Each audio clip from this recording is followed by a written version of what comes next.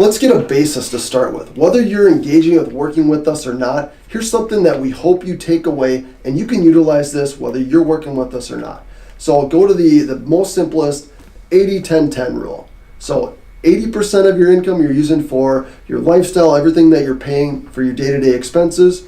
10% is for God, for your gifting, your charities. Tithe, of course. 10% for savings.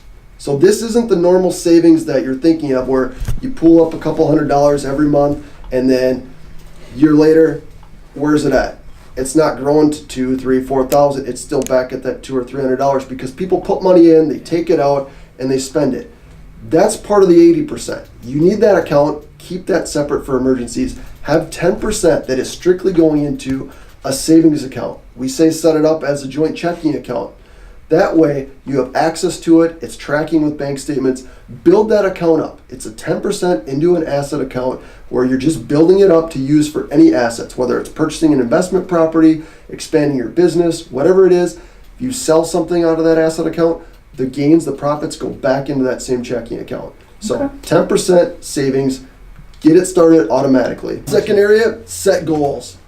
We do a lot of phase 5 planning. So if anybody's heard that term before, it's looking at where do you want to be 5 years from now. And I'm sure a lot of people in your audience have done goal planning, from vision boards to any of those different areas, but it's really writing out in 3 different areas. Three goals within life, within your career, and within your family. Hit on those 3 areas, and I also recommend doing that. Have your spouse do the same or your business partner, and then come together, review those together, and see what that looks like together. Especially for business owners, taking that opportunity. What if one business owner says, 5 years, I want to have 10 more locations open and grow in our business. The other business owner wants to be retired and on an island. Well, if you're working against each other, one's trying to reduce position to sell, the other one's wanting to grow. If you have that conversation now, the goals you can be working for, here's an exit strategy, here's the person we're grooming to replace, here's bringing in another business opportunity.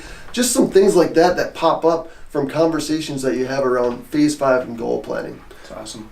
And really the last area that I would think of to hit on would be touching back again on that interest. Just look at what you're doing with interest.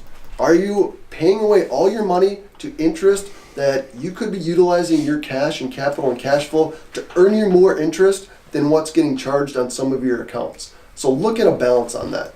Those would be 3 areas that I would say take and start planning through.